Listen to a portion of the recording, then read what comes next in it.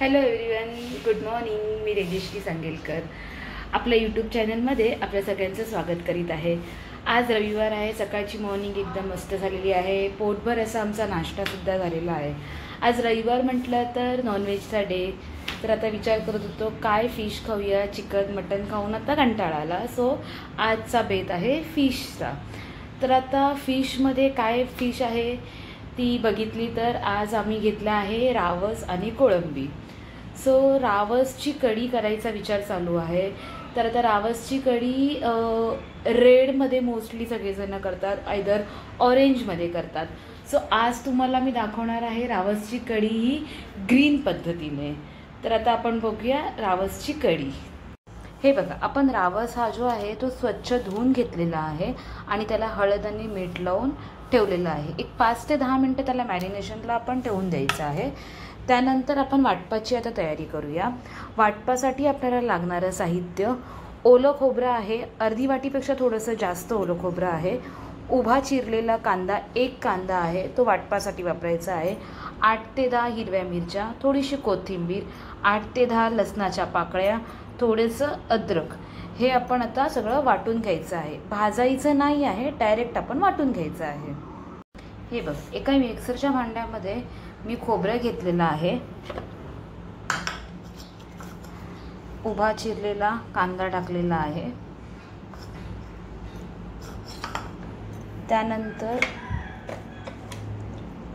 कोथिंबीर टाकलेली आहे, हिरवी मिरची,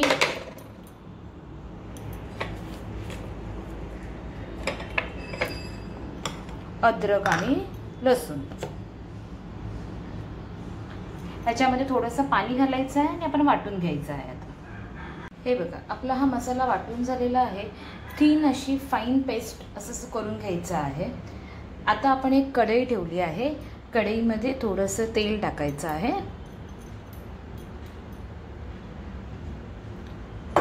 1 ते 2 टेबलस्पून असं तेल टाकायचं आहे आणि थोडंसं कढई गरम होऊन देऊन तेल टाकल्यानंतर ते तेल थोडंसं तडतड झालं पाहिजे. तेल चांगलं गरम झाल्यानंतर आपण त्याच्यामध्ये टाकायचं आहे कढीपत्ता,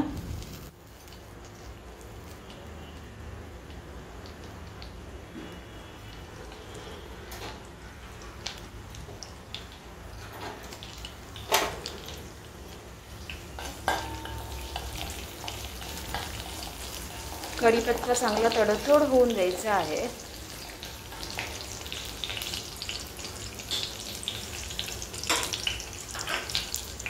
त्यानंतर आपण टाकलेला आहे बारीक चिरलेला कांदा.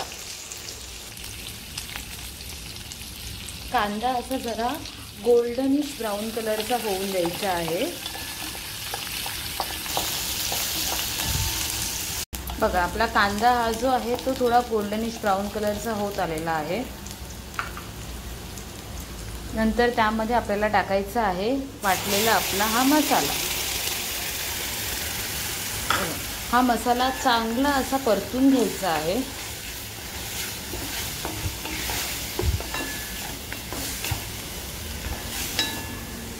मस्त असा बाजूला तेल सुटेपर्यंत चांगला हा परतून घ्यायचा आहे.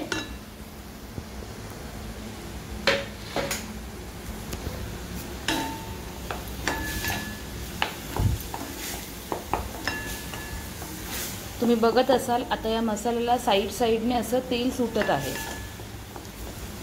तर हा चांगला असा परतून घ्यायचा आहे.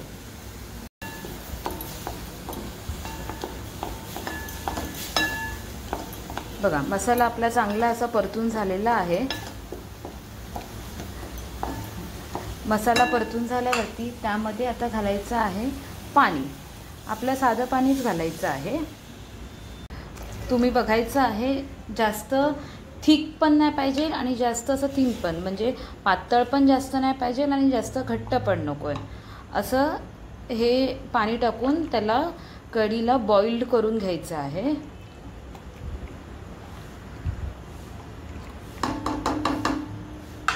त्याच्यामध्ये आता टाकायचं आहे चवीनुसार मीठ,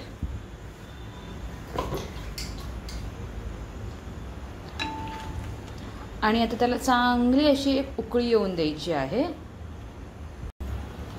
बघा, तुम्ही बघत असाल चांगली अशी उकळी आलेली आहे कढीला. आता अशी चांगली उकळी आली पाहिजे कढीला. आणि उकळी आल्यानंतर आपण त्याच्यामध्ये जे मॅरिनेशन केलेले फिश आहेत ते आपण सोडणार आहोत. हळूहळू सोडायचे आहेत, जेणेकरून ते उडणार नाही आपल्या अंगावरती.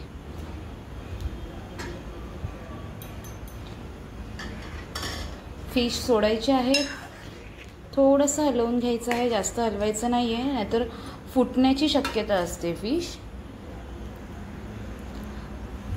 आणि मग त्याच्यामध्ये आपल्याला थोडेसे 4-5 सोलं टाकायचे आहेत. सोलाला दुसरा शब्द आहे कोकम. आणि कोथिंबीर टाकून त्याला गार्निशिंग करायचं आहे. आता हे 5 मिनटं जरा उकळत ठेवायचं आहे. त्याला चांगली अशी एक उकळी आल्यानंतर आपण गॅस बंद करायचा आहे. हे बघा, सुंदर अशी उकळी आलेली आहे. सुगंध तर एकदम मस्त दरवळत आहे. हे बघा, आपले हे जे रावस आहेत ते पण चांगले शिजलेले आहेत. त्याच्यामध्ये मस्त असा ग्रीन कलर आलेला आहे. तुम्हाला मे बी व्हिडिओमध्ये तेवढा असा ग्रीन कलर दिसत नसेल, बट छान असा ग्रीन कलर आलेला आहे. ही रेसिपी तुम्ही नक्की ट्राय करून बघा. कशी वाटली तुम्हाला ही रेसिपी मला कमेंट करून सांगा. नेक्स्ट रेसिपीसाठी आपण पुन्हा एकदा भेटूया. Till then take care, bye.